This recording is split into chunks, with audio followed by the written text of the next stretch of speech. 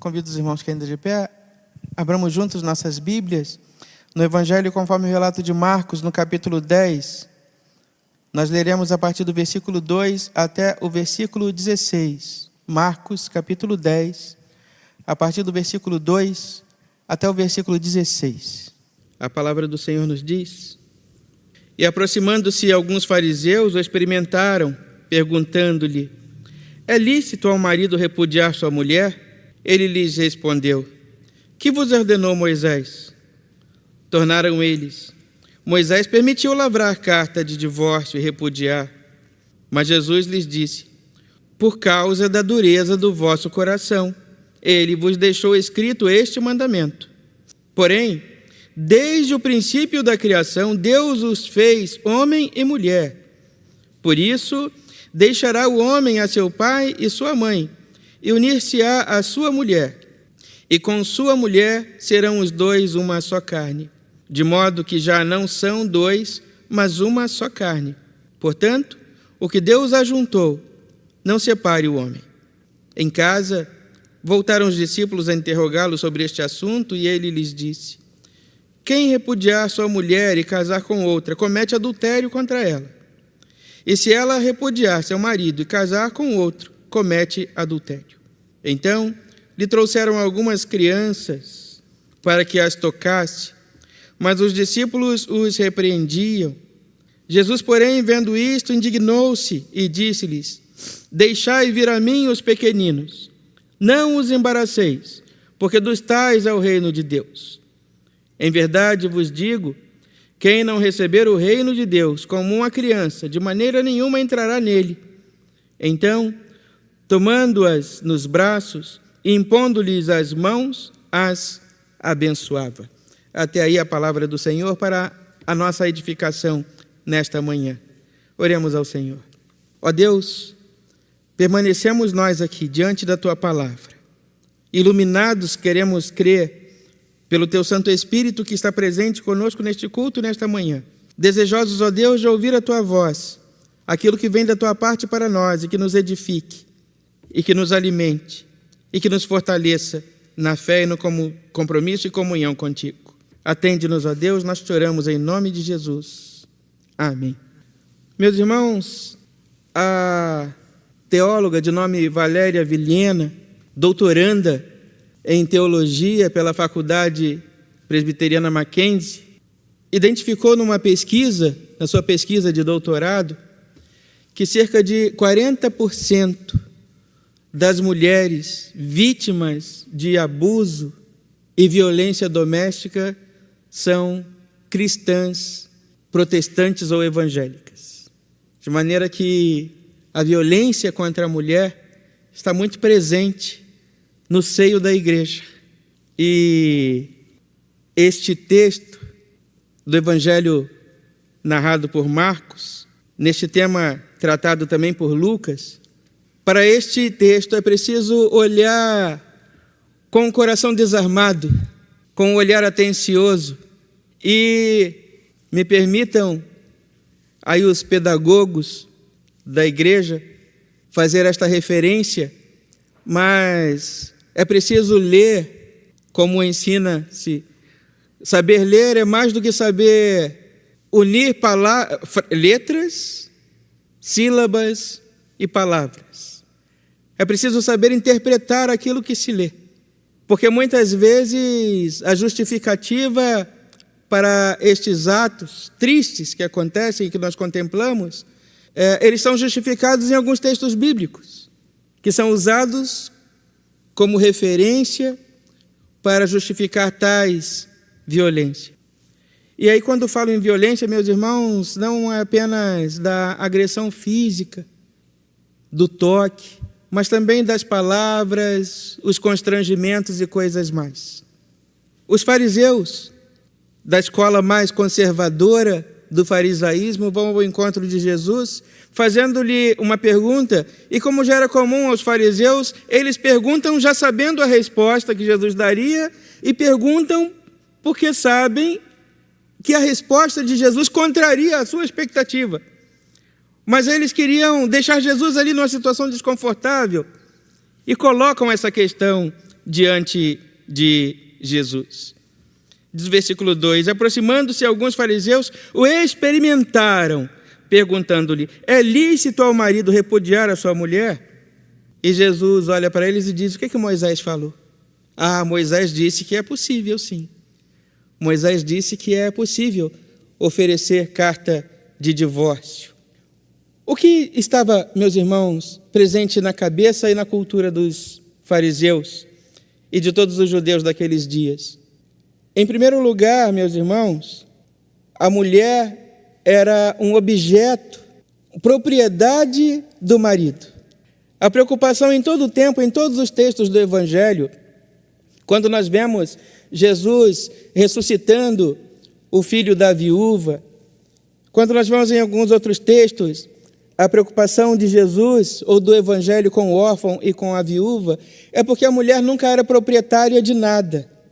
Os bens eram sempre do marido.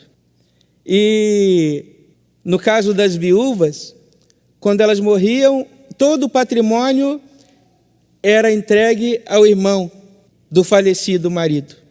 E ela então ficava obrigada a casar-se com o cunhado para continuar desfrutando daquilo que o falecido marido possuía.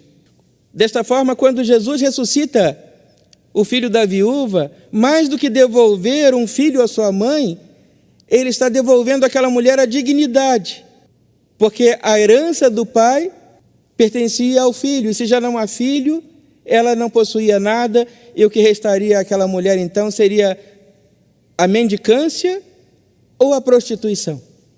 E muitas das prostitutas eram essas mulheres, que um dia foram casadas, ficaram viúvas e não herdaram coisa nenhuma. Jesus responde a eles com esta pergunta: que vos ordenou Moisés? Eles respondem: Moisés permitiu lavrar a carta de divórcio. E Jesus então recorre àquilo que é mais forte e maior do que um ensino oferecido por Moisés, a palavra do próprio Deus. Quando antes de Moisés e muito antes de Moisés existir, vai dizer a eles e a todo ser humano, Jesus responde: olha, Moisés respondeu assim pela dureza do seu coração, pela dureza do coração de vocês. Mas muito antes de Moisés, Deus nos diz: por isso deixará o homem a seu pai e mãe, e unir-se-á à sua mulher, e com sua mulher serão os dois uma só carne, de modo que já não são dois, mas uma só carne. Portanto, o que Deus ajuntou, não separe o homem. Por que se dava, meus irmãos, então, o divórcio nos dias de Jesus e no tempo e na cultura dos judeus? Não tinha nada a ver com mal entendido, com desentendimentos, com nada disso. Simplesmente o homem enjoava da mulher e a repudiava. Já não é mais tão bela quanto era, já não me serve mais como servia, então vá embora. Ele lhe dava uma carta de divórcio, mandava embora e casava-se com outra. E a mulher saía do casamento sem direito a coisa nenhuma. Jesus apela, meus irmãos, aqui mais do que para uma questão de igualdade de gênero. Jesus chama a atenção para o respeito mútuo e para o propósito original de Deus ao criar homem e mulher. Para aquilo que é maior do que a palavra de Moisés, para aquilo que é maior do que a opinião de Moisés e o ensino de Moisés, aquilo que está contido lá na origem, quando Deus, por amor ao ser humano, olha para o homem, arranca de uma das suas costelas e ali forma a mulher para lhe ser companheira idônea. Encarrega o ser humano de amar aquela mulher. Meus irmãos, o que está na origem? E aí é preciso entender qual é o propósito de Deus para a nossa vida. Qual é o propósito de Deus para a vida do ser humano? O que Deus deseja ou desejou ou idealizou para o ser humano quando o criou? É preciso olhar para a Bíblia E antes, meus irmãos, de olhar para Paulo, eu preciso olhar para Jesus. Antes de olhar para Moisés e para os profetas, eu preciso ouvir o que Deus diz lá na origem. Qual é o propósito? Qual é o objetivo? O texto da palavra diz que Jesus segue caminhando e, chegando em casa, os discípulos voltam a interrogá-lo a respeito deste assunto. E Jesus lhe responde no versículo 11: quem repudiar sua mulher e casar com outra, comete adultério contra ela. E se ela repudiar o seu marido, que era um caso quase que impossível acontecer, e casar com outro, comete adultério. E aí, meus irmãos, é preciso buscar no radical da palavra e entender que adultério está ligado muito mais do que a um pecado sexual.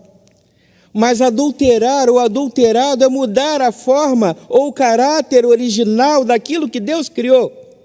Sempre que algo foge da proposta original, do objetivo primeiro, da razão primeira de que foi criado por Deus, ali está uma adulteração. Não há adultério apenas quando há pecado ou crime sexual, mas quando o amor se esfria, aquele ou aquela que nos foi dado para amar, e este amor é negligenciado.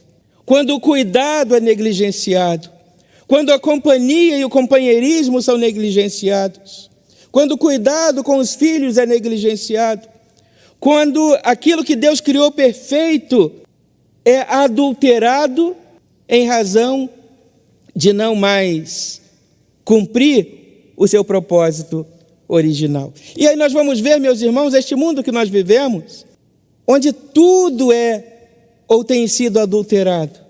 E aí nós vemos o fracasso da família. E aí nós olhamos, meus irmãos, para a natureza, olhamos para os bens de consumo, o quão vêm sendo adulterados igualmente. A agricultura, para dar conta de alimentar uma população tão grande, o quanto se adulteram os produtos, os alimentos. E aí aquele mesmo trigo que está na base da alimentação do povo por milênios, agora causa doenças e enfermidades graves. O adultério está aí também. Quando muda-se o caráter original. E aí, meus irmãos, é necessário ao ser humano o quê? Em primeiro lugar, voltar ao início de todas as coisas, ao propósito original de Deus, aquilo para que Deus nos criou, conhecer o propósito e a vontade de Deus. E aí a pergunta que nós precisamos fazer: qual é o propósito de Deus para a minha vida? Nós precisamos olhar para dentro de nós e nos perguntarmos, em primeiro lugar, eu sei qual é o propósito de Deus para a minha vida? Mais do que decorar uma resposta do breve catecismo, mas olhar para dentro de nós, para que foi que Deus me criou? Como foi que Deus me criou? Que vida Deus espera que eu tenha? E este ou esta que Deus me dá por companheiro, com que finalidade Ele dá? Para que seja companheira idônea ou companheiro idôneo, para que eu o ame, para que caminhe comigo. Aí está o primeiro propósito de Deus. E quando nós conhecemos o propósito de Deus para a nossa vida, nós passamos a olhar para todos aqueles que estão envolvidos neste grande propósito de Deus, nesse grande objetivo para o que Deus criou, e passamos, meus irmãos, a corrigir as falhas presentes. Hoje em dia, meus irmãos, quanto mais o homem evolui tecnologicamente, mais ele involui com relação à proposta original de Deus. Percebam, meus irmãos, à luz da palavra de Deus, nós temos um ser humano criado no Éden, e que pela dureza do próprio coração lá, desobedeceu à voz de Deus, foi expulso do Éden, e continuou caminhando. E quanto mais o homem caminha, mais ele se distancia de Deus e do ideal perfeito de Deus. Quanto mais o homem caminha, quanto mais o homem pensa progredir, mais ele se distancia da palavra de Deus e do ideal de Deus. Quanto mais o homem caminha, mais ele se distancia do projeto original de Deus para ele. De maneira, meus irmãos, que para fazer a vontade de Deus, é preciso recuar, é preciso regredir, é preciso retornar. Como o próprio evangelista João, no livro do Apocalipse, nos diz, é preciso voltar à prática das primeiras obras, daquilo que lá atrás Deus criou, original. Jesus continua, ou melhor, Marcos continua o seu relato, a partir do versículo 3, falando da bênção que Jesus oferece às crianças. E é interessante perceber, meus irmãos, diz o texto, trouxeram-lhe algumas crianças para que as tocasse, mas os discípulos os repreendiam. E Jesus, porém, vendo isto, indignou-se e disse-lhes, deixai vir a mim os pequeninos, não os embaraceis, porque dos tais é o reino de Deus. Os discípulos estão sempre tentando afastar de Jesus aqueles que na visão do mundo não têm valor, tentando impedir as crianças de chegar a Jesus, tentando impedir os doentes de chegar a Jesus, tentando impedir os mais necessitados de chegar a Jesus. Mas Jesus diz, deixe que eles venham a mim, porque o reino de Deus é deles, porque eles recebem o reino e vocês têm que receber o reino como as crianças recebem, com sinceridade e humildade de coração, na consciência de que nada fizeram para conquistá-lo, na certeza de que nada merecem, na certeza de que o reino de Deus é um presente. E desta forma, meus irmãos, Jesus conclui este ensinamento, chamando para a conversa os elementos da família. O homem amando a sua mulher e trazendo para junto os filhos, e os educando na presença do Senhor, e assim nós seguimos caminhando para aquele projeto inicial de Deus. A família no centro do projeto de Deus. A família como alvo inicial de Deus. E aí, meus irmãos, a palavra de Deus vai nos dizer, aquele texto que muitos conhecem e que muitos adoram, e que no qual tentam justificar alguns comportamentos. Mulheres, sede submissas aos vossos maridos. Mas o mesmo texto que diz, mulheres, sede submissas aos vossos maridos, também diz, homens, maridos, amem as vossas esposas, assim como o Senhor, como Jesus amou a igreja e se entregou por ela. E aí a questão, meus irmãos, o que é mais difícil? Ser submisso ou amar? Nós podemos nos submeter sem sentir nenhum amor. Podemos nos submeter a alguém tendo até talvez o coração cheio de ódio por esse alguém. Mas amar é muito mais difícil. E aí está o desafio. Meus irmãos, o desafio que nos faz a palavra do Senhor nesta manhã é o de cuidar da nossa família, cuidar da nossa casa, amar o marido, amar a esposa, amar os filhos, porque este é o propósito original de Deus. E arrancar do nosso coração a dureza do coração que nos afasta deste propósito original. Moisés disse, sim, mas antes de Moisés dizer, Deus primeiro falou e apresentou um propósito. O desafio é conhecer o propósito de Deus para a nossa vida, de amar aqueles que Deus nos confiou, de voltar à prática das primeiras obras, de abandonar os relacionamentos adulterados, onde já não se ama, se suporta, se tolera. A ordem é amar, é cuidar, é respeitar. Onde se convive, pura e simplesmente, a ordem é ser companheiro, companheira, idôneo. Foi assim que Deus criou. E serão os dois uma só carne, de modo que o que Deus uniu não separe o homem. Que Deus nos abençoe, meus irmãos, para que nós possamos viver uma vida segundo a orientação da sua palavra, buscando sempre a orientação na sua palavra, não buscando justificar atos e gestos em trechos isolados da palavra de Deus, mas que nós façamos a leitura da Sagrada Escritura, buscando sempre conhecer qual que é a vontade de Deus para nós, qual é o propósito de Deus para a nossa vida, para o que foi que Deus nos criou.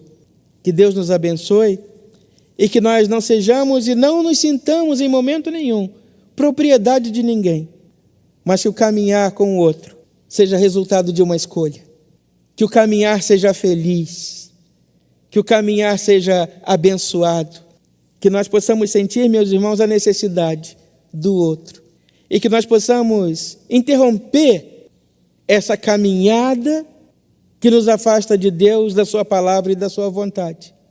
Que nós tenhamos a coragem de regredir, de caminhar para trás, até encontrar o Éden, a vontade de Deus e o perfeito que Deus criou. E vivamos sim sob a orientação da palavra que Deus nos dá. Cuidando da nossa casa, cuidando da nossa família, cuidando daqueles que Deus nos deu. Ele nos abençoará, nos guardará, nos livrará de todo o mal, e que o nosso coração seja um coração onde não haja o lugar para a submissão, mas ele seja um coração preenchido pelo amor.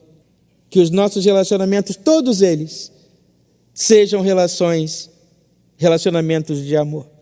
Que o que nos una ao outro seja sempre o amor, e como consequência do amor, o respeito e tudo mais que está ligado ao amor. Que o que Deus uniu não separe o homem, e que a igreja se aproxime cada vez mais. Recue, vá na contramão do mundo, recue, e tendo o Éden de Deus como meta a ser alcançada. Que o Senhor nos abençoe e nos guarde nesta manhã. Amém. Vamos nos colocar de pé, meus irmãos, orar ao Senhor, apresentar a Ele a nossa gratidão pela bênção desta manhã, deste culto, da presença dEle entre nós. Glorioso Deus, nós te somos gratos, Senhor, por estes momentos especiais aqui na Tua casa, na Tua presença, louvando, bendizendo, exaltando e glorificando o Teu nome, pelos diversos feitos inúmeros, ó Pai, de bondade, de graça e misericórdia, e por todo o bem que recebemos das Tuas mãos, pela alegria, Santo Deus, da salvação, renovada aqui nesta manhã. Agora, Santo Deus, saímos daqui desafiados na Tua palavra, a buscar conhecer o Teu propósito para a vida de cada um de nós. Auxilia-nos, ó Deus. Ajuda-nos, ó Deus, a reencontrar este caminho que nos leva ao primeiro amor e às primeiras coisas e às primeiras obras, ao projeto original que Tu tens para nós, enquanto filhos e filhas Tuas, servos e servas Teus. Despede-nos, ó Deus, com a Tua paz, conduzindo-nos aos nossos destinos sob a Tua proteção e cuidado. Guarda-nos, ó Deus, neste dia agitado de eleições, nos caminhos por onde vamos trilhar. Sê conosco, sê por nós e dá-nos a Tua bênção. Nós te oramos e por tudo te agradecemos no nome de Jesus. Amém.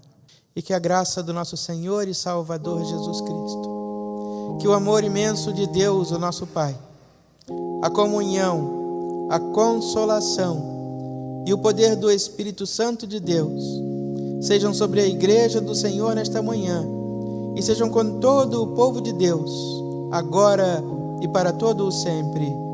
Amém.